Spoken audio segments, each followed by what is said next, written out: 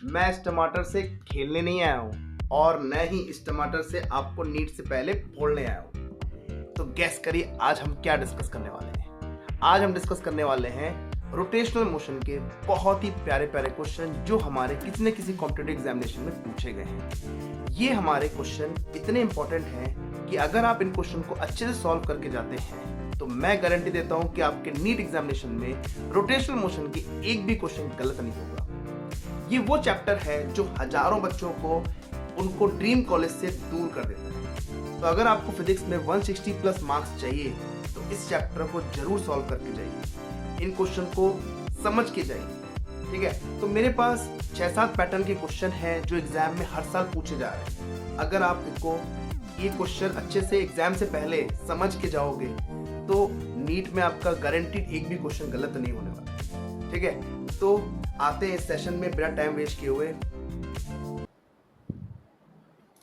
तो हमारा जो पहला क्वेश्चन है, देखिए क्या क्या है क्वेश्चन में। A circular disc is to be made by using iron and aluminium so that it acquired maximum moment of inertia about geometrical axis it is possible with। यहाँ पे क्वेश्चन पूछा गया है मोमेंट ऑफ इनर्शिया से related. ये moment of inertia जो है ना, ये बहुत इंपॉर्टेंट टॉपिक है। मोमेंट आप देखना जो भी हम क्वेश्चंस करवाएंगे तो वहाँ पे मोमेंट ऑफ इनर्शिया के क्वेश्चन कितने पूछे जा रहे हैं, तो समझ लीजिए मोमेंट ऑफ इनर्शिया बहुत इंपॉर्टेंट है। तो मोमेंट ऑफ इनर्शिया का बेसिक क्या होता है, सबसे पहले समझ लीजिए मोमेंट ऑफ इनर्शिया एक टेंसर क्वांटिटी, याद रखना, ना स्केलर है ना वेक्टर है, it's a tensor quantity. Clear. दूसरा पॉइंट याद रखना कि मोमेंट ऑफ इनर्शिया में डिपेंड किस पे करता है, जैसे इनर्शिया हमारा मास पे डिपेंड करता है, ऐसे मोमेंट ऑफ इनर्शिया हमारा मास के साथ साथ डिस्ट्रीब्यूशन ऑफ मास पे डिपेंड करता है। तो ये जो क्वेश्चन है ये डिस्ट्रीब्यूशन ऑफ मास के बेसिस पे पूछा गया है। तो देखो क्या है, एक सर्कुलर डिस्क है हमारे पास। ठीक है, ये जो सर्कुलर डिस्क है इस बनी किससे हुई है, अल्यूमिनियम और आयरन से बनी हुई है। अब आप बताओ मुझे, अल्यूमिनियम भारी होता है कि आयरन? ऑफ कोर्स आयरन, लोहा। ठीक है, लोहा क्या होता है, वो भारी होता है एज कंपेयर टू एल्यूमिनियम के। तो अगर मुझे मोमेंट ऑफ इनर्शिया मैक्सिमम चाहिए एल्यूमिनियम और आयरन को मिला के, तो क्या करोगे, कैसे डिस्ट्रीब्यूट करोगे? आयरन को अंदर रखोगे, मतलब एक्स सेंटर की तरफ रखोगे, कि आयरन को दूर रखोगे? क्योंकि मोमेंट ऑफ इनर्शिया क्या होता है डिस्क का, हाफ mr²। आर क्या है, डिस्टेंस, जो हमारा मास है उस एक्सिस से कितना दूर है। तो हम यहाँ पे कोशिश ये करेंगे जो हैवी मास है उसको उस एक्सिस ऑफ रोटेशन से दूर रखा जाए। Is it clear? तो दूर रखा जाए मतलब आयरन को रखा जाए दूर और एल्यूमिनियम को रखा जाए पास, so that moment of inertia maximum हो सके। तो यहाँ पे देखो हमारा ऑप्शंस क्या है, aluminium at interior and iron surrounds to it. Aluminium at interior, yes, aluminium हमारा अंदर होना चाहिए और आयरन उसके बाहर होना चाहिए। तो हमारा पहला ऑप्शन ही सही है। ठीक है, पहला ऑप्शन हमारा सही है। सेकंड आप पढ़ के देख लो, iron at interior aluminium surrounds to it, नहीं, using iron aluminium layers at alternate, एक के बाद एक। एंड लास्ट बोला गया sheet of iron is used at both external surface and aluminium sheet as internal layers. Sheet of iron used at both external surface, बाहर, और aluminium sheet as internal layers, नहीं ये भी नहीं है। तो हमारा जो है एल्यूमिनियम अंदर होना चाहिए, आयरन बाहर की तरफ होना चाहिए, सराउंड होना चाहिए उसके।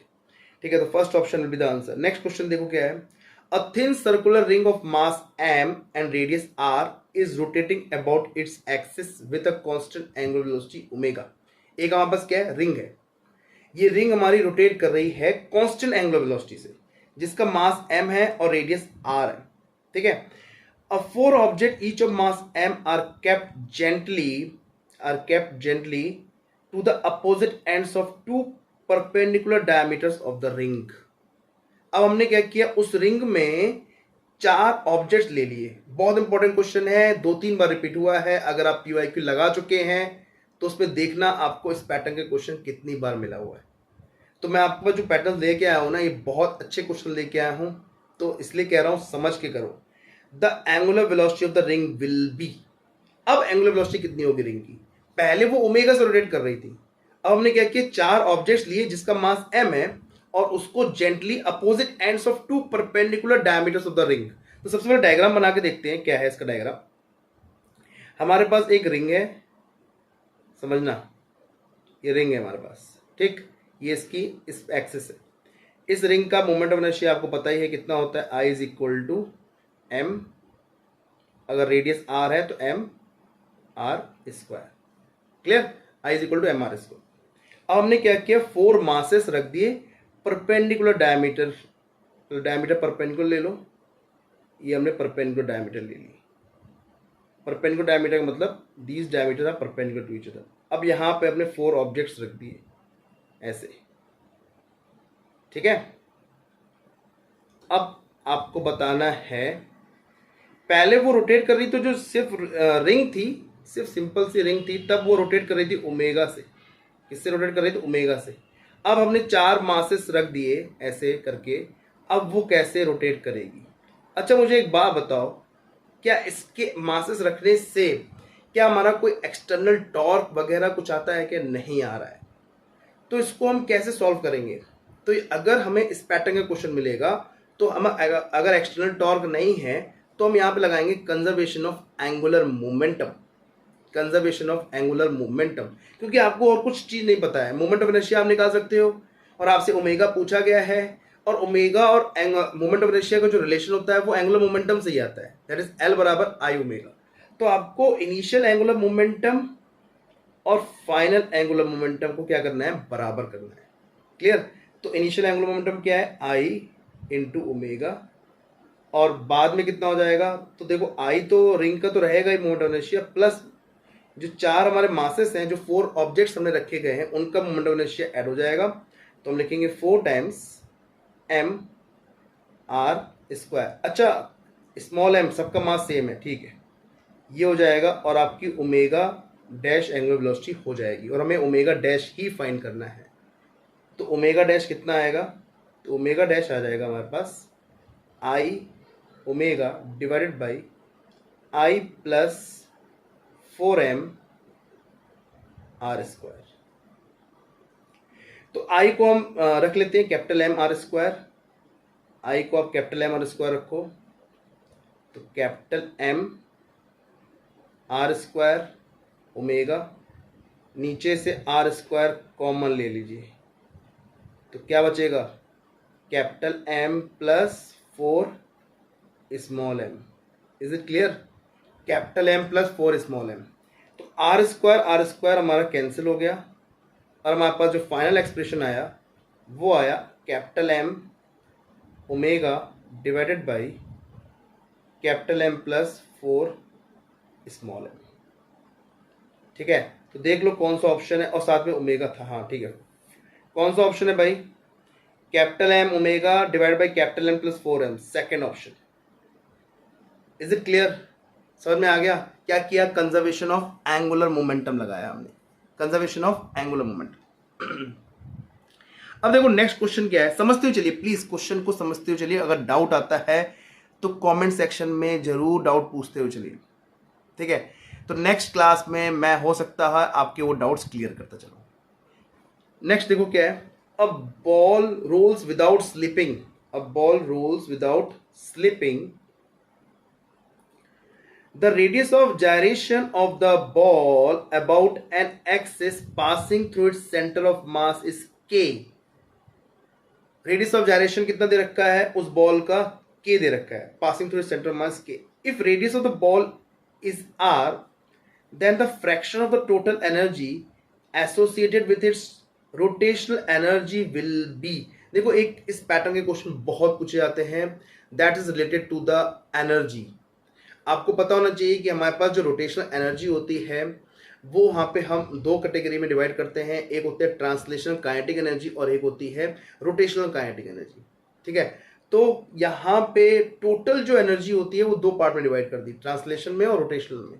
तो यहाँ पे क्वेश्चन में पूछा गया है कि टोटल एनर्जी में से कितना फ्रैक्शन जो है वो रोटेशनल एनर्जी में जा रहा है।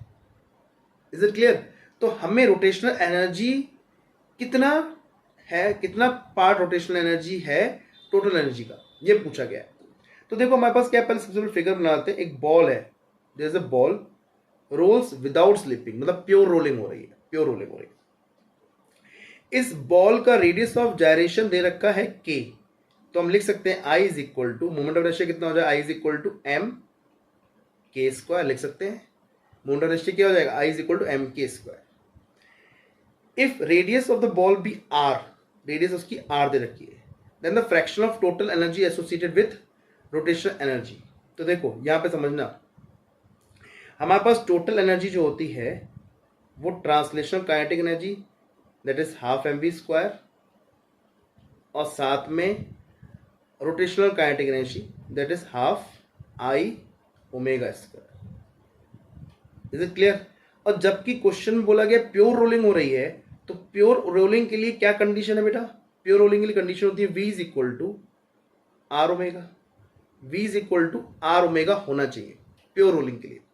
तो हम यहाँ पे क्या करने वाले हैं, हम यहाँ पे लिखने वाले हैं that is half M V square plus half, in place of I we can write down M k square. Is it clear? We can write down M k square, और in place of omega we will write down v by R. क्या लिखने वाले हैं, v by R का square. तो यहां से अगर हम देखें तो हाफ कॉमन लेने वाले हैं अपन, हाफ और m कॉमन लेंगे, बचेगा क्या, v स्क्वायर प्लस, अच्छा v स्क्वायर भी आप कॉमन ले सकते हो, v स्क्वायर भी आप कॉमन ले लो, v स्क्वायर भी कॉमन ले लो, तो हाफ m v स्क्वायर ये हमने कॉमन ले लिया, हाफ m v स्क्वायर हमने कॉमन ले लिया। बहुत इजी तरीका है, देखो 1 प्लस क्या बचा, K square divided by R square, ये तो आ गई हमारी टोटल एनर्जी। और रोटेशनल एनर्जी कितनी है, रोटेशनल एनर्जी हमारी ये है, ठीक है। तो इसका हमें रेशियो निकालना है, क्या निकालना है, रेशियो। तो हम यहाँ पे लिखने वाले हैं rotational energy divided by total energy.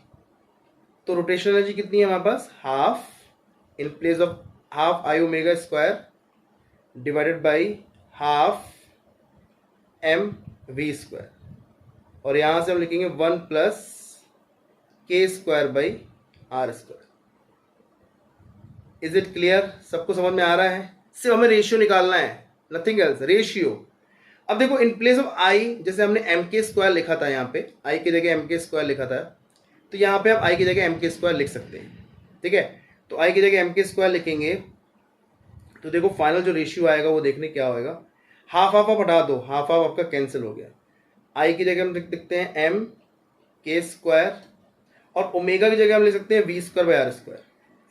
Omega की जगह आप लिख लो V square by R square divided by, यहाँ पे भी M V square bracket open 1 plus के स्क्वायर बाई आर स्क्वायर, के स्क्वायर बाई आर स्क्वायर। तो देखो जो चीज कैंसिल आउट हो रही है उसको कैंसिल कर लो, एम एम गया, वी स्क्वायर गया, तो फाइनली हमारे पास बचा क्या, फाइनली हमारे पास बचा K square by R square 1 plus के स्क्वायर बाई आर स्क्वायर। तो आपके पास ये रिलेशन आ गया, ठीक है। इसको थोड़ा सिंप्लीफाई करके आर स्क्वायर नीचे से एलसीएम लेके आर स्क्वायर कैंसिल कर सकते हो।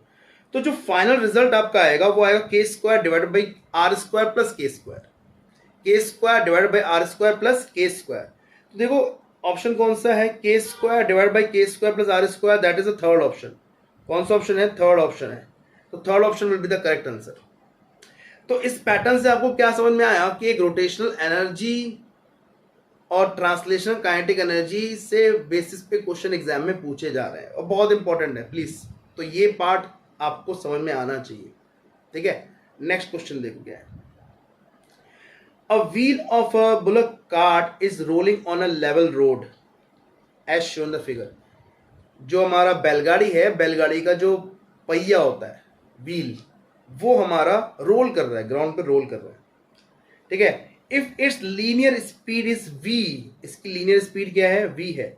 लीनियर स्पीड कितनी दे रखी है, v दे रखी है। इन द डायरेक्शन शोन, ठीक है। पूछा गया which one of the following option is correct, P and Q are any highest and lowest points on the wheel respectively। तो हमारे पास जो व्हील है उस व्हील में दो पॉइंट ऐसे दे रखे हैं। पहला पॉइंट जो है P है वो टॉप पे है और Q पॉइंट नीचे है, बॉटम पे है, और ये कर रहा है प्योर रोलिंग। क्योंकि देखो रोलिंग बोला गया है क्वेश्चन में, इनको क्वेश्चन में बोलना चाहिए प्योर रोलिंग। अगर नहीं बोलता है तो आप समझ लेना कि यहाँ पे ये प्योर रोलिंग की बात कर रहा है, क्योंकि आपके सिलेबस में जो नीट में है वो प्योर रोलिंग ही है, रोलिंग विथ स्लिपिंग आपके सिलेबस में नहीं है। ठीक है, तो प्योर रोलिंग है। तो आप बताओ पी पॉइंट और क्यू पॉइंट पे आपसे क्या पूछा गया है कि देखो कौन कितने स्पीड से भाग रहा होगा। तो पहला ऑप्शन बोला है point P move slower then point Q. तो देखो प्योर रोलिंग के लिए आपको पता होना चाहिए कंसेप्ट कि हमारा क्या होता है। प्योर रोलिंग जब होता है तो जो पॉइंट ऑफ कांटेक्ट होता है, पॉइंट ऑफ कांटेक्ट जो होता है वो रेस्ट पे रहता है। तो this is point of contact. Point of contact क्या है, ये पॉइंट ऑफ कांटेक्ट है, दैट इज क्यू। ये हमारा रेस्ट पे है, इसकी वेलोसिटी नहीं होती है, मतलब velocity v is equal to R omega satisfy होने की वजह से यहाँ पे ये पॉइंट कांटेक्ट रेस्ट पे रहता है। तो q की वेलोसिटी तो जीरो हो गई। ठीक है, अब बात करते हैं p की।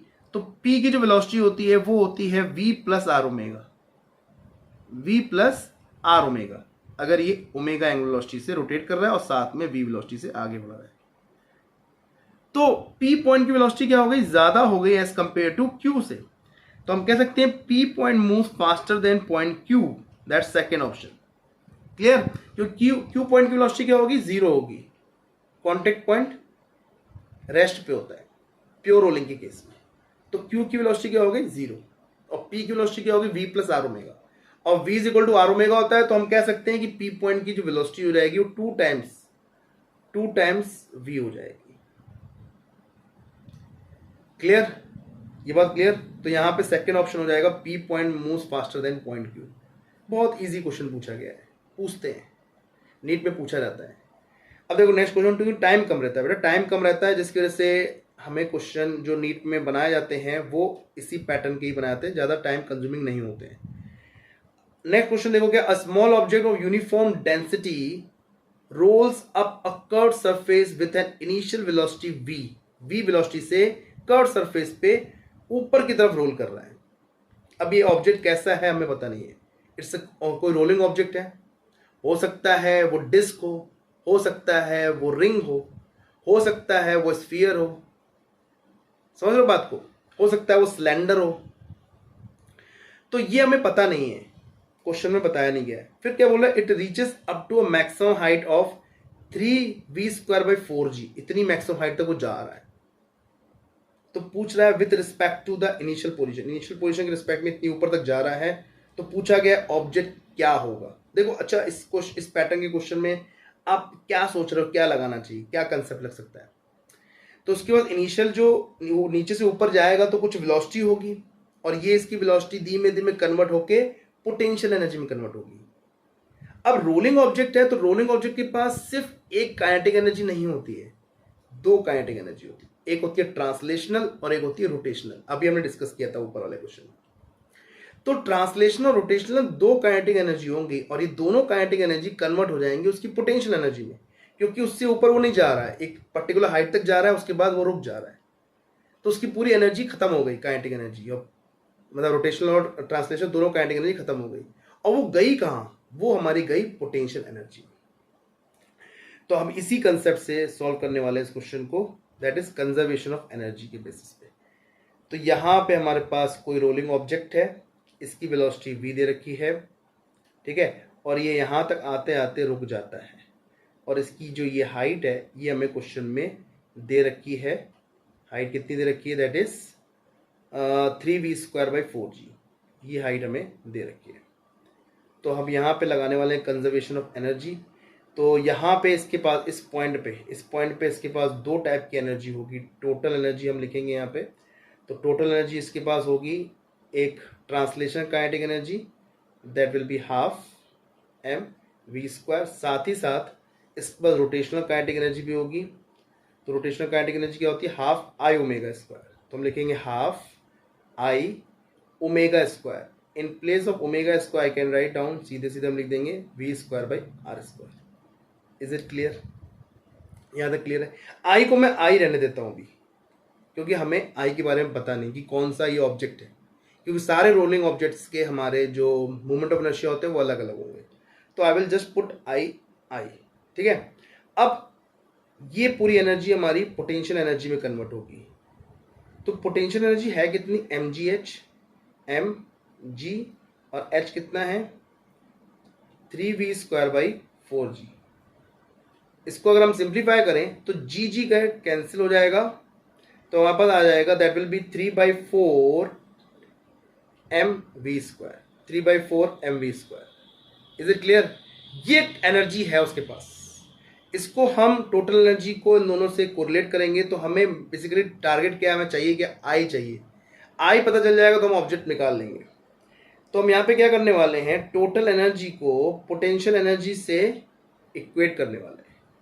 तो टोटल एनर्जी हमारी कितनी है, half mv² plus half IV²/R²।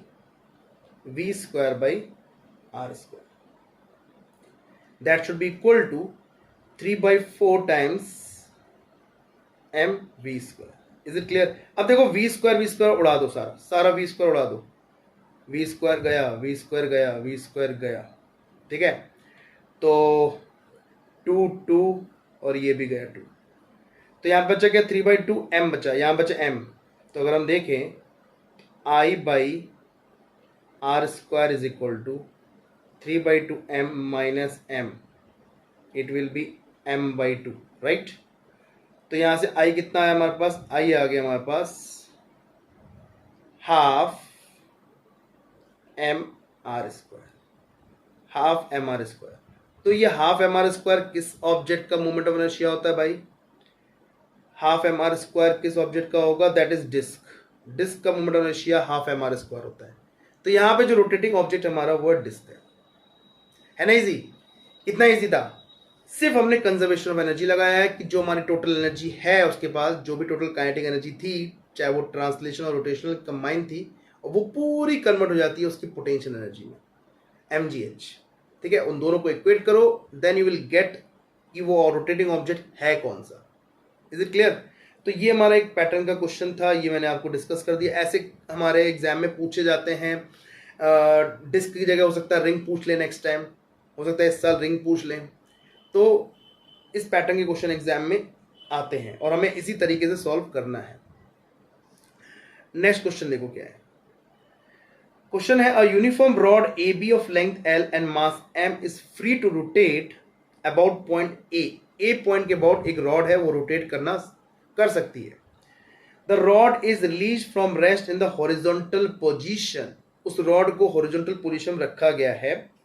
Given that the moment of inertia of the rod about A is 1/3 ml², so the initial angular acceleration of the rod will be, मतलब आपसे alpha पूछा गया है।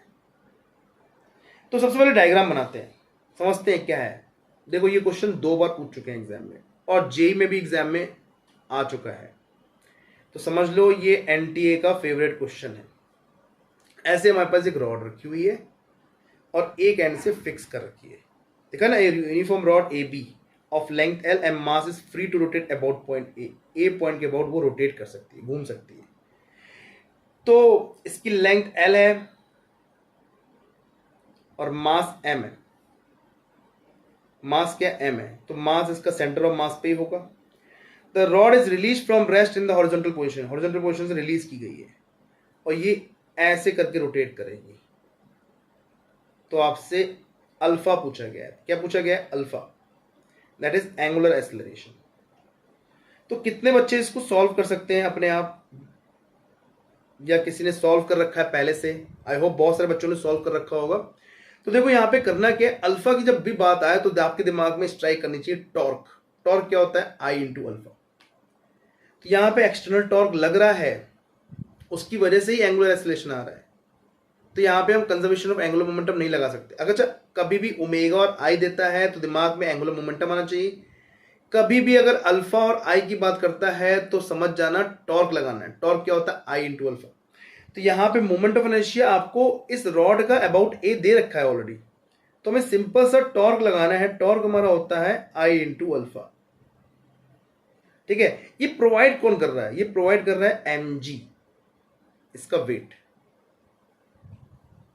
mg जो है वो इसको नीचे की तरफ ढकेल रहा है, धक्का दे रहा है, रोटेट कराने की कोशिश कर रहा है। तो mg इंटू L/2 ये distance, torque F into R होता है। F हो गया mg और R हो गया L/2 यहाँ पे। तो हम यहाँ पे लिख सकते हैं that will B mg into L/2, ये हमारा टॉर्क। तो सिंपल से आप इसको कैलकुलेट कर लीजिए and you will get the result. I हमें दे रखा है क्वेश्चन में mL²/3, अल्फा हमें निकालना है mg/L/2। यहाँ से सिंप्लीफाई गया, LL गया, तो यहाँ पे अल्फा कितना आ गया भाई, अल्फा आ जाएगा हमारे पास 3, उधर चला जाएगा 3g/2l, 3g/2l, ये आ गया हमारा अल्फा। कौन सा ऑप्शन है भाई, 3g/2l, थर्ड ऑप्शन। थोड़ी भी अगर लापरवाही कर देते तो आपका हो सकता है सेकेंड ऑप्शन या फोर्थ ऑप्शन आ जाता है। तो देखो, एक तो क्वेश्चन इजी पूछा जा रहा है, और इजी पूछा जा रहा है तो प्लीज लापरवाही नहीं करिएगा। कैलकुलेशन में लापरवाही हो जाती है, ध्यान से 2/3 3/2 ध्यान से, क्योंकि आप क्वेश्चन करने बैठे हो, एक आधा सेकंड और ज्यादा दे दो, पर सॉल्व करके सही करके आना, गलत मत करके आना, ठीक है। नेक्स्ट क्वेश्चन देखो क्या है। अब हमारे पास एक सर्कुलर डिस्क दे रखी है जिसका मोमेंट ऑफ इनर्शिया IT है, is rotating in a horizontal plane. बेटा ये क्वेश्चन बहुत इंपॉर्टेंट है, बहुत इंपॉर्टेंट मैं कह रहा हूं। कम से कम 4 से 5 बार इस पैटर्न का क्वेश्चन पूछा गया है, 4 to 5 टाइम्स। पिछले 20-25 साल में जब भी हमारा मेडिकल एग्जामिनेशन में देखना, ये आपका क्वेश्चन हम लोग की फेवरेट है मेडिकल एग्जामिनेशन का।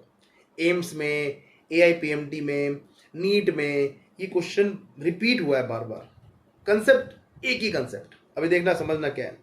अ circular disc of moment of inertia IT is rotating in horizontal plane about its symmetrical axis with a constant angular velocity omega I. Another disk of moment of inertia IB is dropped coaxially onto the rotating disk. एक disc बेचारी rotate कर रही है, अपनी axis के ऊपर rotate कर रही है, ठीक है। उसका मोमेंट ऑफ इनर्शिया IT दे रखा है। अब क्या हो रहा है, उसकी एंगुलर वेलोसिटी भी दे रखी है ओमेगा I। दूसरी डिस्क जिसका मोमेंट ऑफ इनर्शिया IB है, क्या है IB, उसको ड्रॉप कर रहे हैं उसके ऊपर, और कोएक्सियली मतलब सेम एक्सिस, दोनों की एक्सिस सेम है। ऊपर से एक डिस्क को उसके ऊपर जो नीचे रोटेट कर रही है उसके ऊपर जाके ड्रॉप कर दे। तो क्या होगा, initially the second disc has 0 angular velocity, वो रुकी हुई थी, सेकंड डिस्क को सिर्फ पकड़ के हमने छोड़ दिया और नीचे वाली रोटेट कर रही थी, तो ऊपर से वो डिस्क आई और जाके उसके ऊपर गिर गई। समझ रहे हो, तो उसका इंपैक्ट क्या पड़ेगा, देखो। Eventually both the disc rotate with a constant angular speed omega. थोड़ी देर के बाद दोनों डिस्क चिपक के एक ही एंगुलर वेलोसिटी से रोटेट करने लगे। ऐसा लग रहा है कि वो दो डिस्क है ही नहीं, वो सिंगल डिस्क है। दोनों एक ही साथ एक ही कांस्टेंट एंगुलर वेलोसिटी ओमेगा से रोटेट करने लगी। तो क्वेश्चन में पूछा गया the energy lost by the initially rotating disc due to friction. तो इसको रोटेट कौन करा रहा है, कॉमन एंगुलर वेलोसिटी कैसे अटेन हुई, because of friction between these two disc. इन दोनों डिस्क के बीच में जो फ्रिक्शन है वो दोनों को एक साथ रोटेट करने के लिए हेल्प कर रहा है, ठीक है। तो इस फ्रिक्शन की वजह से कुछ एनर्जी का लॉस हो गया, तो वही पूछा गया कि क्या एनर्जी, कितनी एनर्जी का लॉस हुआ है। तो देखो इसमें मैंने आपसे क्या कहा, जब भी आई और ओमेगा की बात आए तो सबसे पहले दिमाग में आना चाहिए एंगुलर मोमेंटम। क्या आना चाहिए, एंगुलर मोमेंटम। यहां पे एक्सटर्नल टॉर्क तो लग नहीं रहा है, तो यहां पे हम करने वाले हैं कंजर्वेशन ऑफ एंगुलर मोमेंटम, समझना। तो सबसे पहले हमारे पास ये डिस्क थी, डायग्राम में बना लेता हूं तो आपको समझ में आ जाए, और एक नीचे डिस्क थी, ठीक है। ये बेचारी रोटेट कर रही थी, स्टार्टिंग से रोटेट कर रही थी, ऊपर वाली रोटेट नहीं कर रही थी, इसको जाके नीचे से ड्रॉप कर दी, ऊपर से नीचे ड्रॉप कर दिया। जब हमने ड्रॉप किया तो देखो क्या हुआ, ड्रॉप किया तो ये एंगुलर वेलोसिटी रोटेट करी, तो हमारी इनिशियल एंगुलर वेलोसिटी, इसको मैं एज अ सिस्टम बना रहा हूं, I consider this as a system, ठीक है। दोनों डिस्क को एक साथ ले रहा हूं स्टार्टिंग से ही। तो ऊपर वाले डिस्क का मोमेंट ऑफ इनर्शिया हमें एग्जाम में दे रखा है, सॉरी क्वेश्चन में दे रखा है, दैट इज IB। कितना दे रखा है, IB। और नीचे वाले का दे रखा है IT। कितना दे रखा है, IT। एंगुलर वेलोसिटी इनिशियली कितनी थी, ओमेगा I। बाद में ओमेगा से रोटेट करते हैं। तो हम लिखेंगे initial angular momentum that is I T into omega आई, क्योंकि ऊपर वाले के पास था ही नहीं मोमेंट एंगुलर वेलोसिटी, तो उसका एंगुलर मोमेंटम लेंगे नहीं। जब दोनों चिपक जाते हैं तो फाइनल एंगुलर मोमेंटम क्या हो जाएगा, दोनों का मोमेंट ऑफ इनर्शिया अलग अलग है, I T plus I B into omega अब हम दोनों को कंजर्व करवाएंगे, लिखेंगे L I should be equal to L F, इससे हमें ओमेगा मिल जाएगा। तो I T into omega I should be equal to I T plus I B और इंटू ओमेगा। तो यहां से ओमेगा की वैल्यू आ गई I T omega I divided by I T plus I B. ठीक है, ये हमारी आ गई कॉमन एंगुलर वेलोसिटी जब दोनों डिस्क कंबाइन कर जाती हैं, चिपक जाती हैं एक दूसरे के, तो इससे हमें एंगुलर वेलोसिटी आ गई। ये भी एक बार पूछा गया है क्वेश्चन में अभी रिसेंटली में। तो हमारी एंगुलर वेलोसिटी पूछा गया है कि कॉमन एंगुलर वेलोसिटी क्या होगी, तो ऐसे ही निकालना है, कंजर्वेशन ऑफ एंगुलर मोमेंटम निकाल के। हो सकता है एग्जाम में इस बार पूछ लें। ठीक है, क्योंकि दिन में एक बार हमारे जवान में जो हम बोलते हैं वो सच निकल जाता है। तो हो सकता है आपके एग्जाम में जो भी ये वीडियो देख रहा हो और ये एग्जाम में क्वेश्चन एग्जाम में उसके आ जाए। ठीक है, तो ओमेगा आपका ये आ गया। अब देखो क्या है, ओमेगा निकालने के बाद अब हम देख रहे हैं कि कितना एनर्जी का लॉस हुआ है। तो एनर्जी का लॉस अभी कैलकुलेट करेंगे, देखना। तो इनिशियल हमारे पास जो थी एनर्जी, इनिशियली जो एनर्जी थी वो थी half I T omega I square, ये इनिशियल उसके बाद डिस्क के पास थी। अब बेचारे के पास फाइनल कितनी बची, फाइनल एनर्जी देखें दोनों डिस्क को मिला के, वो बचेगी half I T plus I B into omega square. ये final energy as a system हो गया। इनिशियली थी half I T omega square, ऊपर वाली डिस्क के पास एंगुलर वेलोसिटी थी नहीं, वो जीरो थी, सिर्फ नीचे वाली डिस्क के पास एंगुलर वेलोसिटी थी, उसकी वजह से उसकी एनर्जी ई आई है। बाद में जब दोनों कंबाइन हो गई तब उनकी energy half I T plus I B into omega square आ गई। अब ओमेगा की जगह आपको जो रिलेशन हमने निकाला है ये आप पुट कर सकते हैं। तो अब इसमें देखो क्या है, चेंज जो लॉस हुआ है एनर्जी का वो हम लिख सकते हैं फ्रिक्शन की वजह से, that is E I minus E F. E I of course ज़्यादा होगा, ई एफ कम होगा, तो इसमें जो भी एनर्जी की कमी आ गई वो फ्रिक्शन खा गया उसको। तो हम यहाँ पे हम लिख सकते हैं दैट इज ई आई की जगह आप आई टी लिख सकते हैं half, just take common half. यहाँ पे हम लिखेंगे I T omega I square, ठीक है, माइनस यहाँ पे लिखेंगे दूसरे वाले केस में I T plus I B bracket, और ओमेगा की जगह मैं ये रिलेशन लिखने वाला हूँ जो हमने फाइंड किया हुआ है, that will be I T omega I divided by I T plus I B. अब आप सिंप्लीफाई कर लें बेटा and you will get the result, आपका रिजल्ट आ जाएगा। ओमेगा स्क्वायर है, स्क्वायर कर देना, तो इसको सिंप्लीफाई कर लेंगे तो आपका रिजल्ट आ जाएगा। Answer I think it will B fourth option, answer इसका फोर्थ ऑप्शन आएगा। इसको सॉल्व करके देख लेना बेटा, कैलकुलेशन पार्ट है, थोड़ा सा कैलकुलेट करके देखना, कंसेप्ट यही लगेगा। सबसे पहले आपको कंजर्वेशन ऑफ एंगुलर मोमेंटम लगाना है, जिससे आपको कॉमन एंगुलर वेलोसिटी निकालनी है। जब वो दोनों एक साथ घूमेंगी वो आपकी कंजर्वेशन ऑफ एंगुलर मोमेंटम के से आपकी ओमेगा आ जाएगी। उसके बाद इनिशियल एनर्जी और फाइनल एनर्जी को माइनस करना है and you will get the result. यहाँ पे सिर्फ रोटेशनल हो रहा है, ट्रांसलेशन है नहीं, तो हाफ आई ओमेगा स्क्वायर वाला कंसेप्ट लगाना है।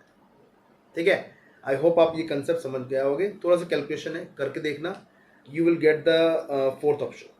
ठीक है, चलो नेक्स्ट क्वेश्चन देखो क्या है। नेक्स्ट क्वेश्चन है, a hollow cylinder and a solid cylinder both of the same mass, same mass के हैं।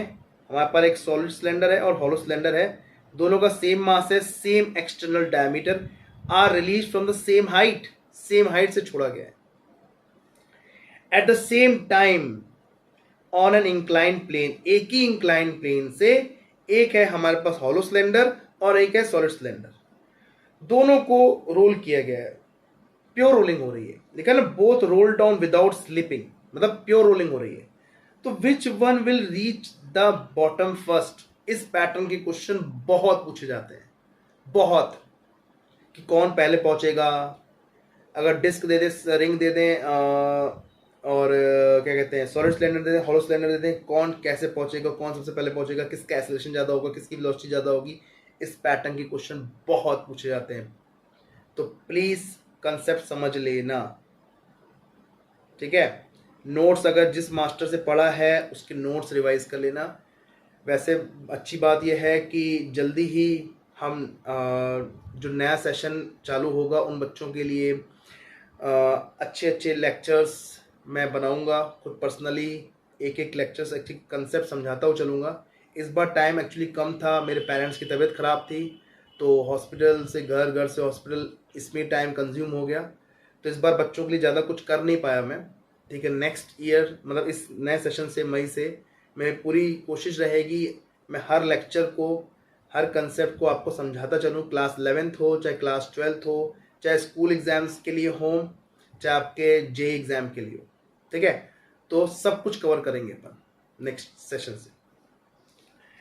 तो यहाँ पे पूछा गया कौन पहले पहुँचेगा, तो देखो सबसे पहले याद रखना, खुद दिमाग लगाओ, दोनों को इनिशियली सेम सिचुएशन पे छोड़ा गया है, ठीक है, दोनों को सेम सिचुएशन से छोड़ा गया है, यहाँ से डिस्टेंस सेम होगी दोनों की कवर करने की, ठीक है। इनिशियली टाइम दोनों का सेम है, t=0 से छोड़ा गया है। तो क्वेश्चन ये पूछा गया है आपसे कि कौन पहले पहुंचेगा, किसको टाइम कम लगेगा एस डिस्टेंस कवर करने के लिए।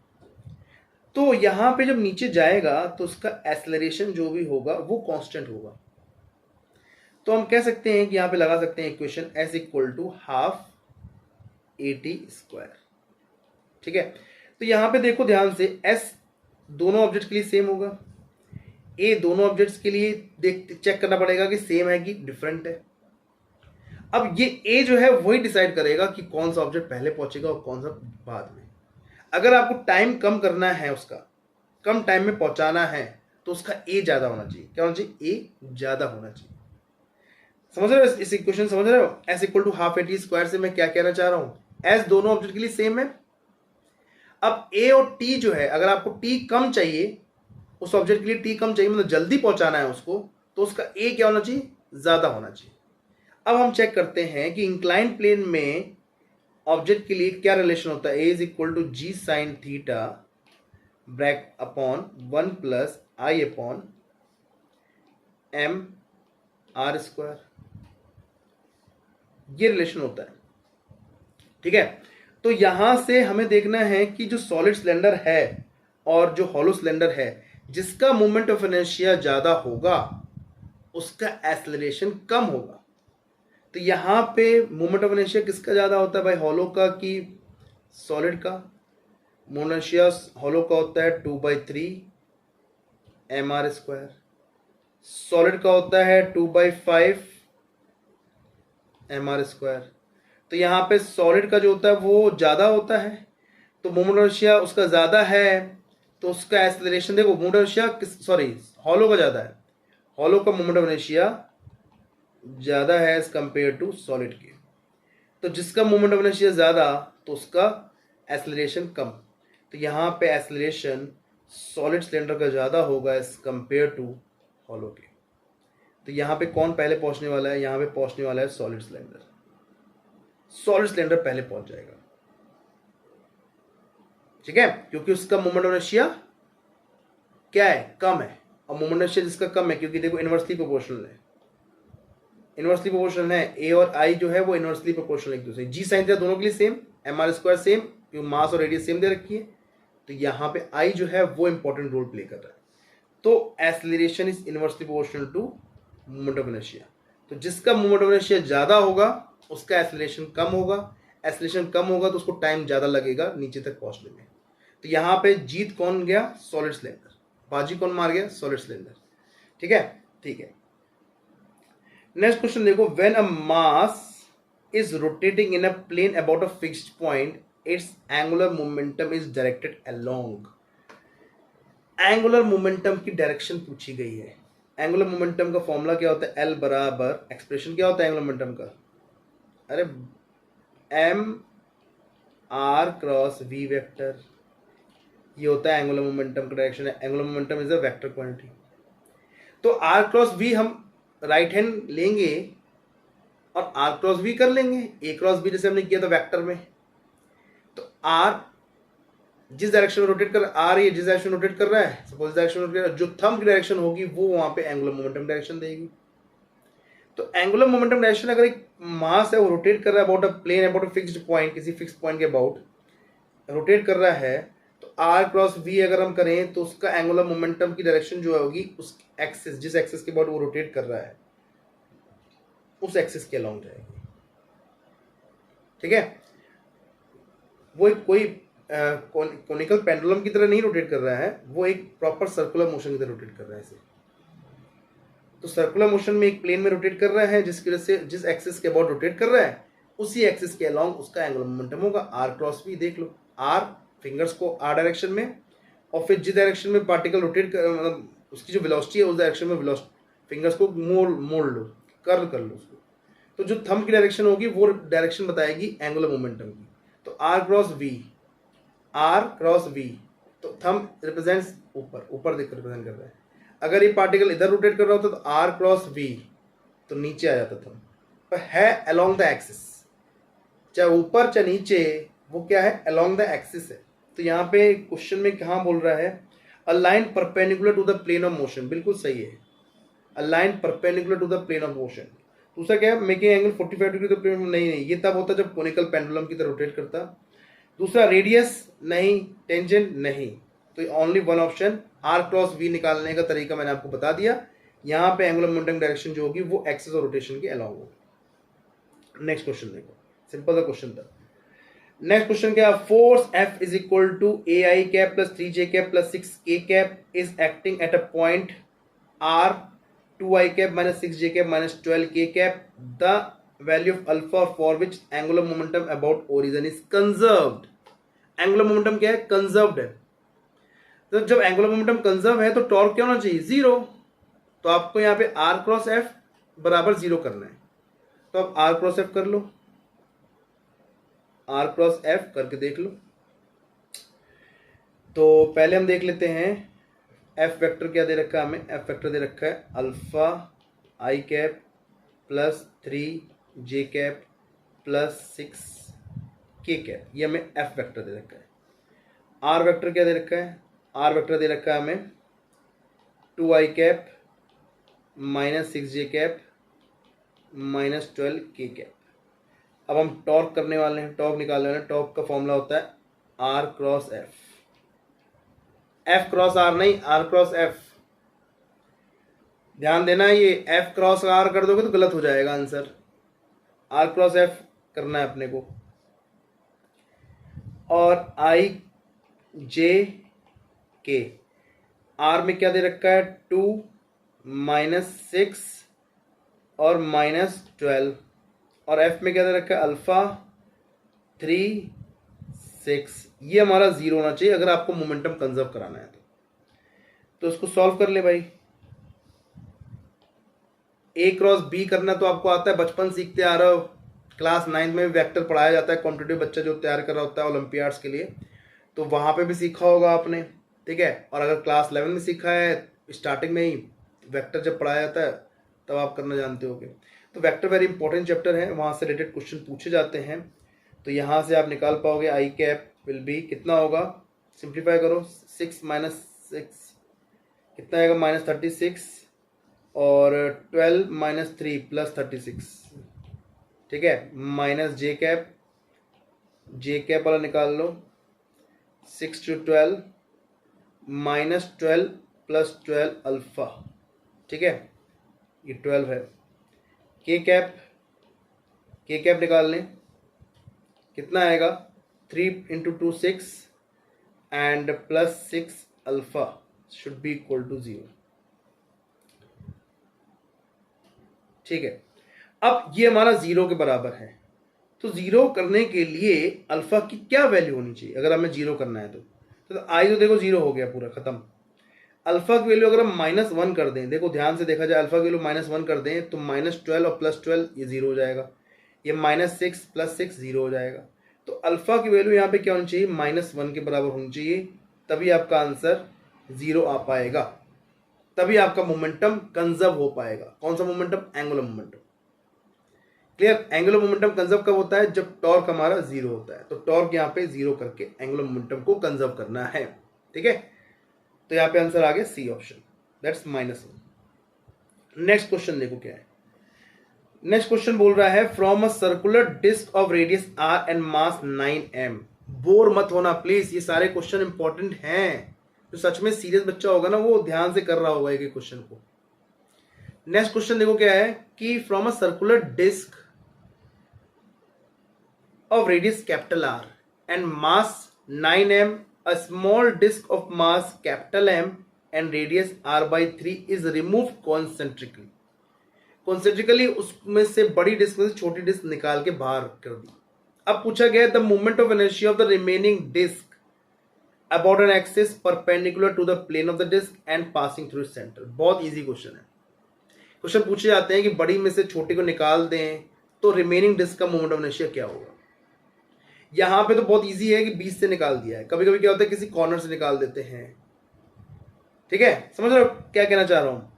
तो क्वेश्चन में यहाँ पे ये तो बहुत इजी बोला गया है कि एक बड़ी डिस्क है, उसमें से बीच से डिस्क निकाल दी गई है।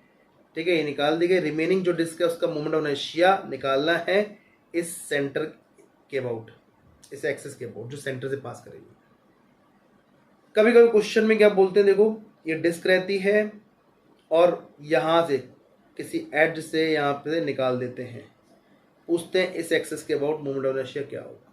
कंसेप्ट एक ही है, आपको उस सेंटर जिस एक्सिस के अबाउट पूछा गया है उससे दोनों डिस्क का मोमेंट ऑफ इनर्शिया निकालना है, फिर बड़े में से छोटे को माइनस करना है, तो जो रिमेनिंग होगा वो उसका आंसर आ जाएगा। देखो मैं ऐसे ही करने वाला हूँ, तो मैं पहले बड़ी डिस्क का निकालने वाला हूँ मोमेंट ऑफ इनर्शिया। वैसे सर्कुलर डिस्क का मोमेंट ऑफ इनर्शिया होता क्या है जनरली बताओ सब लोग, that is capital M r²/2। ठीक है, तो डिस्क हमारी कैपिटल M, अच्छा दे रखा है क्वेश्चन में डिस्क रेडियस r, मास 9m दे रखा है, तो इस place of m I will write down 9m, तो 9m r²/2। अब छोटी डिस्क है उसका मास m है, रेडियस r/2 है, और उसका भी उस सेंटर के अबाउट कितना होगा, छोटी वाली का वो जाएगा m/2, r की जगह r/3 का स्क्वायर, तो ये कितना आ जाएगा m/2 r²/9। Clear, m/2 r²/9। अब i में से i1 माइनस कर दो, खत्म। i में से i1 माइनस कर दोगे तो आपका आंसर आ जाएगा। तो हम यहाँ क्या करने वाले हैं, mr² कॉमन लेने वाले हैं, mr² कॉमन ले लो, तो बचेगा 9 माइनस 1/9।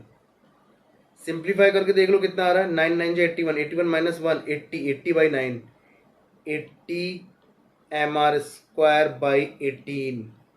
सिंप्लीफाई कर लो, 2 9 18, 40, 40/9 mr², 40/9 mr²। कौन सा ऑप्शन, पहला ऑप्शन 40/9 mr², आंसर। तो मतलब कुल मिला के बड़ी में से छोटी डिस्क को रिमूव करके निकालना है, तो पहले जिस एक्सिस के अबाउट पूछा गया है उसका बड़ी एक्सिस जो बड़ी डिस्क है उसका मोमेंट ऑफ इनर्शिया निकालो उस एक्सिस के अबाउट, फिर छोटी डिस्क का निकालो उसी एक्सिस के अबाउट मोमेंट ऑफ इनर्शिया, फिर उन बड़ी में से छोटे को माइनस कर दो, दैट्स इट, खत्म। ठीक है, तो कहीं पे भी डिस्क रखें, चाहे वो कॉन्सेंट्रिक रखें, किसी कॉर्नर पे रखें, एक नहीं 2 डिस्क निकाल दें, कहीं पे भी निकाल दें, तो हमें सिर्फ जिस एक्सिस के अबाउट पूछा गया है उस एक्सिस के अबाउट पहले जितना भी मोमेंट ऑफ इनर्शिया है बड़ी डिस्क का छोटी डिस्क का सबका निकाल लो उस एक्सिस के अबाउट, फिर उसमें से बड़े में से छोटे को माइनस कर दो, दैट्स इट। क्लियर, चलो नेक्स्ट क्वेश्चन देखो क्या है। सारे क्वेश्चन इंपॉर्टेंट करा रहा हूं, समझते हो, चलो प्लीज ध्यान देके। A solid cylinder of mass 50 kg, radius 0.5 meter is free to rotate about the horizontal axis. अब massless string is bound round the cylinder with one end attach to it and other hanging freely. तो एक हमारे पास solid cylinder है, समझना, उसका mass 50 kg है, radius 0.5 metre है। अब उसमें से एक रस्सी हमने ऊपर की तरफ टांग दी और छोड़ दिया, तो ये क्या होगा, नीचे स्लाइड करता हो जाएगा। देखना डायग्राम मैं आपको बना देता हूं, इस तरीके से है, ये स्ट्रिंग बनी हुई है और एक ऐसे सिलेंडर है, स्ट्रिंग इस तरीके से है। अब ये नीचे जाएगा, रोल करते हुए जाएगा नीचे और साथ में नीचे भी जाएगा। तो क्वेश्चन में बोला गया है the tension in the string required to produce an angular acceleration of 2 revolution per second square. तो यहाँ पे स्ट्रिंग में टेंशन पूछी गई कितनी होनी चाहिए, दैट्स इट। स्ट्रिंग जो हमें बाउंडेड है वो सिलेंडर में, वो कितनी होनी चाहिए। तो कैसे करेंगे, कैसे अटेम्प्ट करना है, देखो समझना, सिंपल है, बहुत सिंपल है। यहाँ पे देखो, पहले इसका डायग्राम देखो, फ्री बॉडी डायग्राम देखो, समझना। यहाँ पे mg लग रहा है नीचे, सिलेंडर का जो वेट है, ठीक, और टेंशन लग रहा है ऊपर, और ये नीचे की तरफ जा रहा है, मान लो a एक्सेलरेशन से जा रहा है।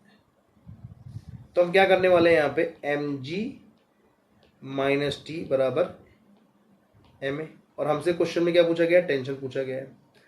फिर देखो ये तो टेंशन है, अगर मैं देखूँ इस पॉइंट के बाद ये एंगुलर एक्सेलरेशन रोटेट कर रहा है, तो ये टेंशन ही इसको टॉर्क दे रहा है, जो टेंशन है वही उसको रोटेट करवा रहा है। तो हम कह सकते हैं कि टेंशन जो है T into R, R is the radius, let it's radius is R, ठीक है। तो T इंटू आर मतलब F into R, this is torque, this torque should be equal to I into alpha, और आपको question में alpha दे रखा है 2 revolution per second square से, और सॉलिड सिलेंडर है, मोमेंट ऑफ इनर्शिया आप आराम से निकाल पाओगे, और रेडियस भी दे रखा है। तो सिंपल, आपको ऊपर वाले इक्वेशन की जरूरत नहीं है, सीधे सिर्फ ये क्वेश्चन लगाएं and you will get the result.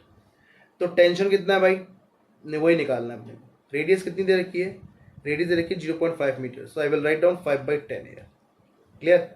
Solid cylinder का मोमेंट ऑफ इनर्शिया कितना होता है, सॉलिड सिलेंडर का मोमेंट ऑफ इनर्शिया जैसे डिस्क का होता है, वही सिलेंडर का, सॉलिड सिलेंडर का होता है, दैट इज हाफ mr²।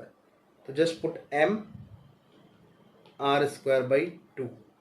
तो आप चाहो तो ऐसे कर सकते हो, इसका r कैंसिल आउट कर सकते हो, एक यहाँ पे जो r हमने लिखा है ये r कैंसिल हो जाएगा, इनटू अल्फा। तो यहाँ पे टेंशन कितना हो जाएगा, tension will be m/2 r alpha, ठीक है।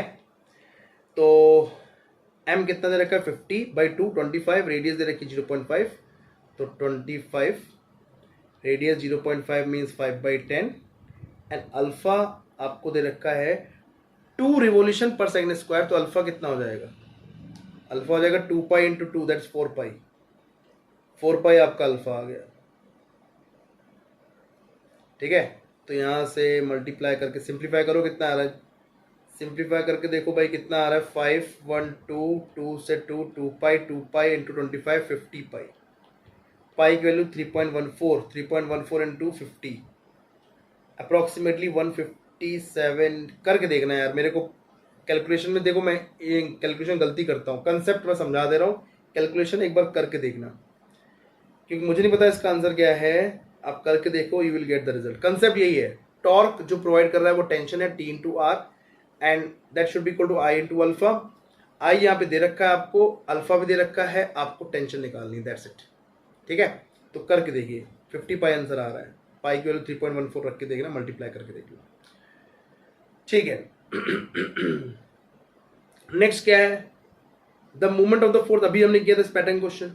The movement of the force F दे रखा है, एट दिस पॉइंट पे फोर्स लग रहा है, about the point this is given by, हमें मोमेंट ऑफ द फोर्स मतलब टॉर्क निकालना है, you have to find out the torque. तो F वेक्टर बराबर 4i कैप, बस समझना इसमें एक्चुअली R जो फैक्टर R है ना, मैंने इस क्वेश्चन को दोबारा क्यों डाला है, क्योंकि R जो है ना वो बहुत इंपॉर्टेंट रोल प्ले कर रहा है। 4i cap plus 5j cap minus 6k cap, ये फोर्स है। तो क्वेश्चन में समझने की बात यह है कि जहां पे फोर्स लग रहा है और जिस पॉइंट के बाद रोटेट करना है, सपोज करो यहाँ फोर्स लग रहा है और आपको इस पॉइंट के बाद रोटेट करना है, तो हमारा R जो होगा वो ये होगा, this will be the R, ठीक है। तो यहाँ पे ये फोर्स लग रहा है, जिस पॉइंट पे फोर्स लग रहा है और जिस पॉइंट के बाद रोटेट करना है, इस पॉइंट के बाद रोटेट करना है आपको, तो ये आर हमारा ये कहलाएगा। तो फाइनल माइनस इनिशियल इस तरीके से निकालना है। तो अबाउट द पॉइंट, तो पॉइंट हमें दे रखा है 2 -2 -2, और जिस पॉइंट पे फोर्स लग रहा है दैट इज 2 0 -3। तो इसमें आर वेक्टर कितना आ जाएगा, आर वेक्टर आ जाएगा आपका 2 -2 0, ठीक है, 0 I cap, -2 + 0 it will be plus, sorry it will be -2 j cap, -2 -3 it will be +3 plus k cap। तो ये हमारा आ गया आर वेक्टर। और फोर्स वेक्टर क्या दे रखा है क्वेश्चन में, that is 4 i cap plus 5 j cap -6 k cap. अब आप r क्रॉस f निकाल लें। अब उसमें आप महारत हासिल कर चुके हैं क्योंकि इससे पहले एक क्वेश्चन में कर किया हुआ आई जे कैप वाला। आर क्रॉस एफ करना है, ध्यान देना। तो 4 5 -6 सिंप्लीफाई करके निकाले आंसर। कैलकुलेशन मेरे से मत कराया करो यार। -6 -2 आई कैप, मैं थोड़ा सा एंड कर दे रहा हूँ, निकल जाएगा। -2 × -6 +12 -5, ठीक है, -j कैप कितना आएगा। बहुत लोग को ये कैलकुलेशन भी नहीं आता होगा, आता है, आना चाहिए भाई। -6 × 0 0, 4 × 1 -4, ठीक है, प्लस k कैप कितना आएगा, k कैप का आ जाएगा ये वाला 5 × 0 0, 4 -2 +8 8। तो 12 - 5 7 i cap plus 4 j cap plus 8 k cap, ये आंसर आना चाहिए। 7 i cap plus 4, 7 i cap plus 4 j cap plus 8 k cap. कौन सा है, प्लस ले लिया है, minus they 7 i cap minus में दे रखा है सारा, कोई इशू नहीं है। तो ये आपका आंसर आ जाएगा -7 i cap -4 j cap plus 8 k cap, ठीक है, दैट्स द फोर्थ ऑप्शन, ठीक है। तो सारा माइनस कॉमन ले लिया, कहीं हमने साइन का इधर उधर किया होगा, लेकिन कंसेप्ट हमारा यही लगेगा, R cross F. Main question यहाँ पे ये था कंसेप्ट कि कहाँ से कहाँ तक आपको लेके जाना है, आर वेक्टर निकालना मेन इंपॉर्टेंट है, ठीक है। तो फाइनल माइनस इनिशियल करके नेक्स्ट क्वेश्चन देखो क्या है। The ratio of radius of gyration of a solid sphere of mass m and radius r about its own axis to the radius of gyration of a thin hollow sphere of same mass and radius about its axis is। Ratio पूछा गया radius of gyration का, बहुत important है। Radius of gyration बहुत पूछते हैं भाई, radius of gyration बहुत पूछते हैं। तो पूछा गया ratio of radius of gyration of solid sphere. Solid sphere है हमारा, सॉलिड स्फीयर का मोमेंट ऑफ इनर्शिया कितना होता है भाई, इसका आप लिख लो m k स्क्वायर। पहले रेडियस ऑफ जायरेशन निकाल लेते हैं सॉलिड का। सॉलिड का होता है 2/5 m r स्क्वायर बराबर m k स्क्वायर। m गया तो k की वैल्यू आ गई √2/5 r, यह आ गया सॉलिड का, ठीक है। अब सिमिलरली आप दूसरा क्या है, किसका पूछ रहा है, radius of gyration of hollow sphere का। तो पहले मोमेंट ऑफ इनर्शिया लिखो हॉलो स्फीयर की, कितना होता है 2/3 m r स्क्वायर बराबर m k स्क्वायर। m गया तो यहाँ पे आ जाएगा हॉलो का √2/3 r। अब ध्यान देना, रेशियो में ऊपर किसको पूछा है, नीचे किसको पूछा है, कंफ्यूजन होता है।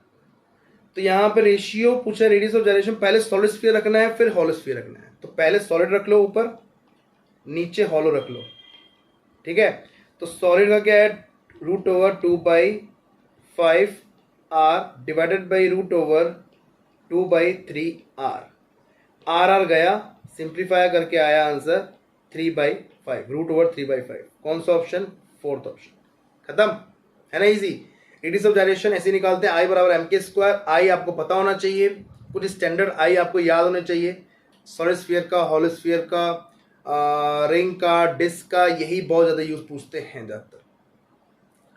रॉड का एक्सिस के अबाउट किसी परपेंडिकुलर एक्सिस थ्योरम आनी चाहिए, पैरेलल एक्सिस थ्योरम लगाना चाहिए, क्योंकि क्वेश्चन यहाँ से पूछे जाते हैं। मोमेंट ऑफ इनर्शिया बहुत इंपॉर्टेंट है, कुछ स्टैंडर्ड रिजल्ट याद कर लेना, कौन का भी याद कर लो, हॉलो का, सॉलिड का, सबका याद कर लेना, ये बहुत इंपॉर्टेंट है। नेक्स्ट क्वेश्चन देखो क्या, लो फिर से रेडियस ऑफ जायरेशन।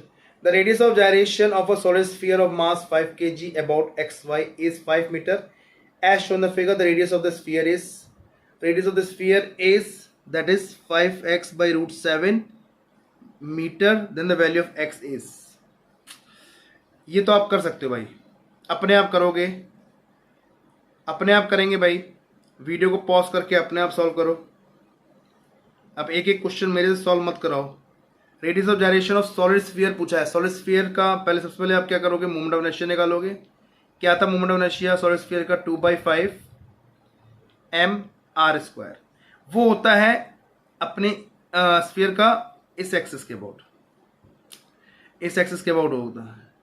अब ये डिस्टेंस कितनी दे रखी है? r, रेडियस r है, तो हमें एक्स वाई के अबाउट निकालना है। तो i एक्स वाई के अबाउट कितना हो जाएगा? i plus mr², that is parallel axis theorem. तो यहां पे आई एक्स वाई की जगह मैं लिखने वाला हूं mk²। सिंप्लीफाई कर लो, 2/5 mr² प्लस mr², कितना हो जाएगा? ये आ जाएगा 7/5 mr² is equal to mk²। सही है? कैलकुलेशन मिस्टेक तो नहीं कर रहे हैं कहीं? सॉलिड स्फीयर मास m, ठीक है, तो mm तो गया, k की वैल्यू कितनी आ रही है? √7/5 r। चेक कर लेना कहीं गलती ना कर रहा हूं, प्लीज, गलती मैं करता हूं। The radius of gyration of solid sphere of mass 5 kg, मास की जगह 5 kg रख दो, वैसे मास कैंसिल हो रहा है। अच्छा, रेडियस ऑफ जायरेशन हमें दे रखा है क्वेश्चन में, ओके, सॉरी, हमसे क्वेश्चन में क्या पूछा? रेडियस ऑफ द स्फीयर पूछा, आर पूछा गया है। रेडियस ऑफ जायरेशन हमें दे रखा है, दैट इज गिवन 5 मीटर दे रखा है। तो इन प्लेस ऑफ के यू जस्ट राइट डाउन 5 और आर निकाल लो। तो 5√5/7 दैट इज गिवन आर, ये हमारा आ जाएगा आंसर। तो ऑप्शन में देखो क्या है, 5x/√7, 5x/√7, तो x के लिए √5 होनी चाहिए, √5 will be the answer. x के लिए √5 आएगी, 5x/√7 दे रखा है, तो x के लिए क्या आएगी? √5। ठीक है, ठीक है। तो रेडियस ऑफ जायरेशन पे भी क्वेश्चन पूछे गए हैं।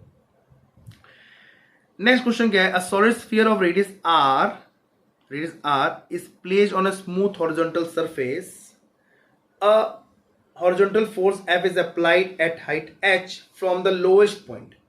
Lowest point से h height पे एक force F लगाया गया है। तो पूछा गया for the maximum acceleration of center of mass which is correct। अगर center of mass का maximum acceleration देना है, कोई रोलिंग वोलिंग की बात नहीं हुई, कुछ नहीं हुआ है, बस बोला गया मैक्सिमम एक्सेलरेशन देना है, और कहां पे रखा गया? स्मूथ सरफेस है, स्मूथ सरफेस। तो हमारे पास एक सॉलिड स्फीयर है, समझना, डायग्राम बना लेते हैं, रफ डायग्राम, ठीक है। तो सॉलिड स्फीयर है हमारे पास, ये हमारा सॉलिड स्फीयर हो गया। अब इस सॉलिड स्फीयर पे आप बोला गया है कि फोर्स जो है कहां पे लगाया जाए, कहां पे लगाया जाए? बॉटम से h हाइट पे है, कहां पे लगाया जाए सो दैट मैक्सिमम एक्सेलरेशन आए सेंटर ऑफ मास का? तो of course centre of mass पे लगा दो, खत्म। ये फोर्स हमारा सेंटर ऑफ मास पे सीधे सीधे लगा दो, तो हमारा क्या आ जाएगा? F बराबर ma, सिंपल, क्योंकि देखो फ्रिक्शन फोर्स है नहीं, एक ही फोर्स F लग रहा है, एक्सटर्नल फोर्स। अब वो पूरे external force centre of mass पे लगा दो ताकि उसका एक्सेलरेशन मैक्सिमम आ सके, कोई टॉर्क ना हो, उसका जो फोर्स का जो फोर्स है वो मूवमेंट ना दे सके, उसको घुमाए ना। सारा फोर्स कंज्यूम कहां पे? उसको लीनियर एक्सेलरेशन देने में। कहां कंज्यूम हो? लीनियर एक्सेलरेशन देने में। तो यहां पे F should apply at the center of mass so that this whole sphere will move with maximum acceleration। ठीक है, तो H should be equal to, ये H जो होना चाहिए वो रेडियस के बराबर होना चाहिए। This H should be equal to R। Which option? First option should be. समझ में आया कंसेप्ट? मैक्सिमम एक्सेलरेशन देना है, लीनियर एक्सेलरेशन देना है, तो हमें सेंटर ऑफ मास पे ही सीधे फोर्स लगा दो, आपका मैक्सिमम एक्सीलरेशन गेन होगा। उसका फोर्स का कोई भी यूज मोमेंट देने में नहीं काम आएगा और स्मूथ सरफेस है, कोई फ्रिक्शन लग नहीं रहा है। क्लियर? चलते हैं नेक्स्ट क्वेश्चन पे। नेक्स्ट क्वेश्चन देखो क्या है। ये सब क्वेश्चन जो मैं पूछ रहा हूँ ना, ये स्टैंडर्ड क्वेश्चन है। स्टैंडर्ड क्वेश्चन मतलब कि वी कैन से ये बहुत पुराने टाइम पे किसी मेडिकल एग्जामिनेशन में पूछे गए हैं और जेई में तो फ्रिक्वेंटली में पूछे जा रहे हैं। तो नीट में अभी रिसेंट में ये क्वेश्चन नहीं पूछा गया पर लेकिन कोई भरोसा नहीं एनटीए का, वो सिलेबस में है, एनसीईआरटी में है, तो वो उठा के चिपका देगा। ठीक है, तो ये मत सोचिए कि 5-10 साल के क्वेश्चन लगा ली तो हो जाएगा, हो जाएगा, पर लेकिन कोशिश करिए कि पुराने क्वेश्चन भी हम समझ के चलें, कंसेप्ट क्लियर होना चाहिए। क्वेश्चन यहाँ पे क्या है, point P considered at contact point of a wheel on ground which rolls on ground without slipping, then the value of displacement of point P when wheel completes half of rotation। जब wheel आधा चक्कर घूम लेता है तो जो point P है, contact point P है, वो कितना घूमेगा, वो कितना डिस्प्लेस करेगा। समझना है, यहाँ पे डायग्राम से समझ में आ जाएगा आपको। देखो हमारे पास ये व्हील है, ये व्हील का जो कॉन्टेक्ट पॉइंट है, this is contact point P। अब पूछा गया है जब ये व्हील आधा चक्कर लगा लेता है, आधा चक्कर का मतलब सेंस यहाँ पे बनता है जब ये वी कैन से ये घूम के, ये पॉइंट घूम के कहीं इधर आ जाएगा और व्हील हमारा आधा चक्कर घूम चुका है। आधा चक्कर घूमेगा तो ऑफकोर्स जो नीचे वाला पॉइंट है हमारा कितना होगा, ऊपर पहुंच जाएगा, और ऊपर यहाँ पे कहीं पहुंच गया तो इसका जो सेंटर यहाँ से यहाँ तक जो है, मतलब यहाँ से सपोज करो यहाँ तक जो दूरी इसने ट्रैवल की होगी, ठीक है, तो यहाँ पे क्या क्या दे रखा है, रेडियस दे रखी है हमारे पास 1 मीटर। तो ये जो दूरी है ये हमारी हो जाएगी पाई। कितनी हो जाएगी, पाई। ये दूरी कितनी हो जाएगी, पाई दूरी हो जाएगी। और हमसे क्वेश्चन में क्या पूछा गया है, हमसे क्वेश्चन में पूछा गया है कि डिस्प्लेसमेंट बताना है, आपको ये बताना है ये पी पॉइंट नीचे से जब ऊपर पहुंच जाएगा तो कितना डिस्प्लेस करेगा हाफ रोटेशन पर। तो आपको ये निकालना है, तो कैसे निकालेंगे, सिंपल, एक ट्रायंगल दिख रहा है आपको, जस्ट गो दिस ट्रायंगल, इस ट्रायंगल को देखो, ये राइट एंगल ट्रायंगल दिख रहा है, ठीक है। ये डिस्टेंस कितनी हो रही है, 2r, दिस इज 2r। ये डिस्टेंस कितनी हो गई, पाई। तो 2r और पाई का रिजल्टेंट निकाल लो, सिंपल। 2r का हो जाएगा 4r स्क्वायर और पाई का पाई स्क्वायर। r कितना दे रखा है, 1 मीटर, तो it will be under root pi square plus 4। Pi square plus 4 कौन सा ऑप्शन है, सेकेंड ऑप्शन, ठीक है। तो ये हमारा स्टैंडर्ड क्वेश्चन है, पढ़ाया जाता है, थ्योरी पढ़ाया जाता है, जब पढ़ाया जाता है कंसेप्ट तो उसमें ये चीज़ बताई जाती है। तो जब आधा चक्कर लगाएगा तो पी पॉइंट ऊपर से नीचे से ऊपर पहुंच जाएगा, तो ऊपर पहुंचेगा तो उसका डिस्प्लेसमेंट कितना होगा वो पूछा गया, ठीक है। अब देखो नेक्स्ट क्वेश्चन क्या है। अब ABC as an equilateral triangle, ABC equilateral triangle with O as its center, F1, F2, F3 represent 3 forces acting along the sides AB, BC and AC respectively. If the total torque about O is 0, then magnitude of F3 is, total torque 0 है O के about, तो F3 का magnitude क्या होगा, magnitude पूछा गया है, समझना, डायरेक्शन नहीं। तो total torque is a vector quantity, you know very well. तो मैं एक डायग्राम पहले बनाता हूँ फिर समझते हैं। ये हमारा इक्विलेटरल ट्रायंगल है, ठीक है। तो हमारा हर साइड के अलोंग फोर्स लग रहा है, ये हमारा इस साइड के अलोंग लगा फोर्स, ये दैट इज F1, ठीक है। O पॉइंट के अबाउट देखा जाए तो ये परपेंडिकुलर डिस्टेंस हो जाएगी इसकी, ये वाली। अब सिमिलरली F2 लग रहा है इधर और इसकी परपेंडिकुलर डिस्टेंस ये हो जाएगी, ये हो गया F2, ठीक। और F3 लग रहा है इधर और इसकी परपेंडिकुलर डिस्टेंस ये हो जाएगी। तो अगर देखा जाए तो F1 और F2 दोनों एक ही डायरेक्शन में रोटेट करने की कोशिश कर रहे हैं, that is in the anti clockwise. F1 और F2 जो है O पॉइंट के अबाउट एंटी क्लॉकवाइज रोटेट करना चाहते हैं, जबकि F3 क्या चाहता है, क्लॉकवाइज रोटेट कराना। और नेट टॉर्क 0 है, तो हम कह सकते हैं नेट टॉर्क अगर 0 है, इसका क्या मतलब हुआ, इसका मतलब हुआ F1 जो भी डिस्टेंस हम ले लेते हैं R, F1 into R plus F2 into R plus F3 into R should be 0, तीनों टॉर्क मिला के 0 होना चाहिए। तो यहां से हमसे क्या पूछा गया है, F3 पूछा गया है। क्या पूछा है, F3, यस F3 पूछा गया है। तो F3 should be equal to minus of F1 plus F2।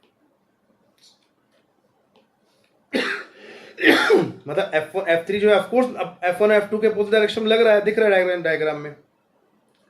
तो मैग्नीट्यूड पूछा है, तो मैग्नीट्यूड में F1 plus F2, that's the answer, means first option.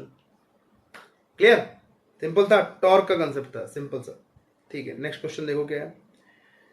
देखो मैंने आपसे क्या बोला, मोमेंट ऑफ इनर्शिया बहुत इंपॉर्टेंट है। मोमेंट ऑफ इनर्शिया पे कंसेप्ट जो है distribution of mass and mass, ये इन पे क्वेश्चन पूछ रहे हैं। तो ये मोमेंट ऑफ इनर्शिया का डिस्ट्रीब्यूशन ऑफ मास पे क्वेश्चन पूछा गया है। इजी है, कंसेप्ट आता होगा तो इजीली आप कर पाओगे, बहुत इजी है। देखो क्वेश्चन क्या है, for the adjoining diagram the correct relation between I1 I3 and I5 moment of inertia, sorry I1 I2 and I3 moment of inertia का करेक्ट रिलेशन बताना है। तो देखो समझना मेरी बात, यहाँ पे ये हमारी जो साइड लेंथ दे रखी है ये वाली, ये में दे रखी है 4 मीटर, मीटर मान लो, ये हमारी 3 मीटर दे रखी है, और ये दे रखी है 5 मीटर। अब समझने की बात यह है कि इस एक्सिस के अबाउट अगर हम रोटेट करते हैं तब हमारा मोमेंट ऑफ इनर्शिया I3 आता है। ठीक है, लेट इस एक्सिस जो हमारी है ये हमारी AC मान लेते हैं, AC के अलॉन्ग अगर आप मूव करते हो तो हमारा I3 मोमेंट ऑफ इनर्शिया आएगा। तो आप देखो कि जो डिस्ट्रीब्यूशन ऑफ मास है उससे जो दूरी है, ये जो दूरी है ये मैटर करती है। फिर अगर हम देखें, अगर मैं इस एक्सिस के अबाउट रोटेट करता हूं तो जो ये दूरी होगी वो कितनी होगी, परपेंडिकुलर दूरी की बात कर रहा हूं। अगर मैं इस एक्सिस के अबाउट रोटेट करता हूं तो ये परपेंडिकुलर दूरी जो हमने दे रखी है ये कितनी होगी। तो देखा जाए, अगर हम IBC के अकॉर्डिंग देखें तो जो दूरी है वो हमारी क्या है, 4 है, क्योंकि फॉर्मूला जो होता है वो होता है मोमेंट ऑफ इनर्शिया का, दैट इज mh²/12। ठीक है, ये 6 mh²/6। तो मास तो सेम ही है पूरे के लिए। अब डिपेंड कर रहा है जो दूरी है, जो दूरी है, डिस्टेंस है, वो किसकी ज्यादा है। तो देखा जाए अगर BC के अलॉन्ग देखें, BC के अलॉन्ग हमें मोमेंट ऑफ इनर्शिया I2 दे रखा है, इसको हम I2 कह रहे हैं।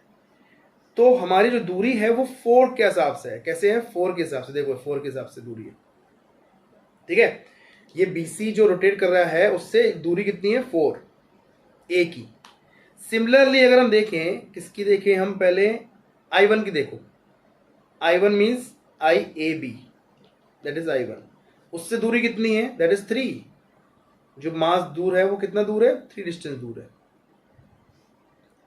और इस एक्सिस के अबाउट, इस एक्सिस के अबाउट रोटेट कर रहे हैं, AB के अबाउट I1 वो दूर है। तो हमें ये क्लियर हो गया यहाँ पे कि I2 जो है वो I1 से ज़्यादा है। एक तो ये पॉइंट क्लियर हो गया।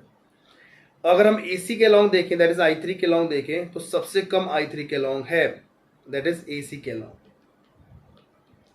दैट इज I3, क्योंकि इसकी दूरी जो है वो इतनी है, ये दूरी है, ये तो 3 से भी कम है। तो रिलेशन देखा जाए तो सबसे ज़्यादा हो जाएगी I2, फिर I1, फिर I3। This should be the correct relation. तो यहाँ पे देख लो कौन सा ऑप्शन होना चाहिए, that is option will B I2 should be greater than I1। I2 should be greater than I1, second option. Clear, समझ में आ गई बात। तो ये रिलेशन हमारा मोमेंट ऑफ इनर्शिया का है। अब देखो नेक्स्ट क्वेश्चन क्या है, देखो फिर से उसी पैटर्न का क्वेश्चन आ गया। Point masses M1 M2 are placed at the opposite ends of a rigid rod. एक रॉड है हमारे पास और M1 M2 को अपोजिट पॉइंट्स लगा दिए, लेंथ L दे दी गई है, ऑफ नेग्लिजिबल मास। रॉड का मास क्या है, negligible. The rod is to be set rotating about an axis perpendicular to it. एक एक्सिस है उसके परपेंडिकुलर पास कर रही है। The position of point P on this rod through which the axis should pass so that the work required to set the rod rotating with the angular velocity omega naught is minimum। तो हमें ये point P बताना है किस point पे होना चाहिए, so that जो ये रॉड रोटेट कर रही है जिसमें एंड्स में मासेस लगे हुए हैं, इससे जो वर्क आए वो मिनिमम आए। तो यहाँ पे वर्क मतलब जो एनर्जी है, कौन सी एनर्जी है, रोटेशनल एनर्जी, ये हमारी मिनिमम होनी चाहिए। कितनी होनी चाहिए, मिनिमम। तो रोटेशनल एनर्जी को मिनिमम करने के लिए सिंपल सी बात है, आई जो है, sorry I not I, energy जो रोटेशन एनर्जी है that is half I omega square, इसको हमें मिनिमम करना है, means you have to differentiate this with respect to जो भी हमें x के रिस्पेक्ट में डिफ्रेंशिएट करके जीरो करना है तो हमें x की वैल्यू आ जाएगी। तो सबसे पहले हम i निकाल लेते हैं। i कितना आ रहा है, दैट विल बी i आ जाएगा m1 x square plus m2 l minus x का स्क्वायर। ठीक है, तो ये टोटल मूवमेंट ऑफ इनर्शिया आ गया। अब काइनेटिक एनर्जी हम लिख सकते हैं यहाँ पे half m1 x square plus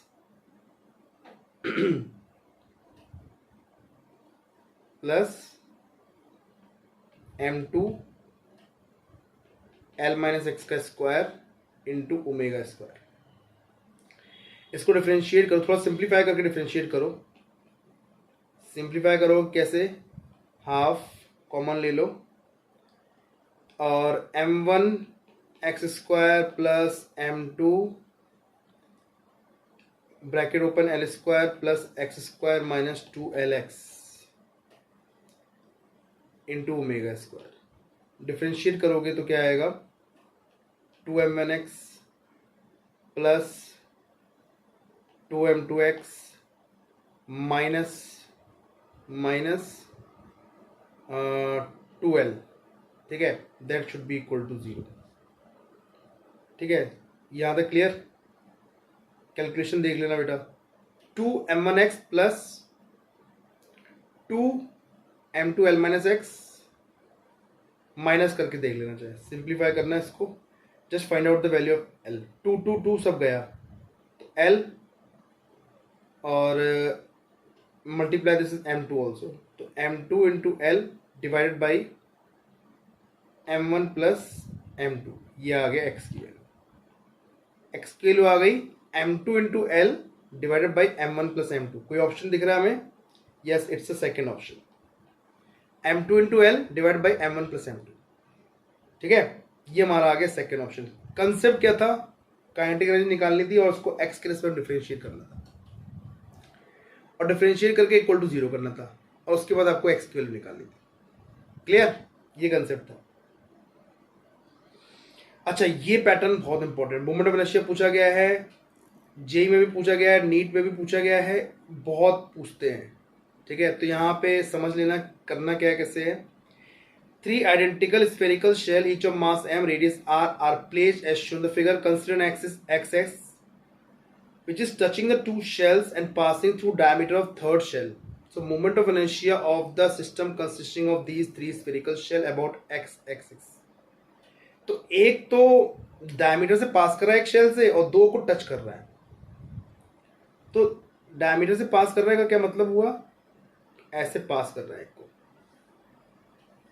और दो को टच कर रहा है, ऐसे टच कर रहा है दो को। तो हमें तो पता है कि मोमेंट ऑफ इनर्शिया जो होता है इसका तो सिंपल से निकाल लेंगे, दैट विल बी, स्फीयर है तो 2 बाई, कैसा स्फीयर है एंड शेल है 2/3 mr स्क्वायर। ठीक है, और इनका इस एक्सिस के अबाउट, अपने सेंटर ऑफ मास के एक्सिस के अबाउट तो 2/3 mr स्क्वायर होता है। और यहाँ पे हम लगाएंगे पैरेलल एक्सिस थ्योरम, तो इसका आ जाएगा moment of inertia 2/3 mr square plus mr square. तो कितना आ जाएगा ओवरऑल देखा जाए, टोटल मोमेंट ऑफ इनर्शिया आ जाएगा 2/3 mr square plus 2 times 2/3 mr square plus mr square. तो ये हो जाएगा 3 + 2 5, ये हो जाएगा 3 + 2 5/3, 5 10/3, 10/3 और 2/3 12/3, 12/3 mr स्क्वायर, 3 से 4 mr square will the answer, 4 mr square will be the answer, 4 mr square will be the answer. इसका आंसर क्या आएगा 4 mr स्क्वायर। कितना आएगा 4 mr square will be the answer. Clear, समझ में आया कंसेप्ट? सिंपल सा है, ये तो हमें पता है, इस एक्सिस के अबाउट निकालोगे तो 2/3 है, इस एक्सिस के अबाउट निकालोगे तो 2/3 है, लेकिन हमें इस एक्सिस के अबाउट निकालना है, यहाँ से पास कर रही है। तो पैरेलल एक्सिस थ्योरम लगाओगे तो 2/3 mr² प्लस mr², तो ये हो जाएगा 2/5 mr²,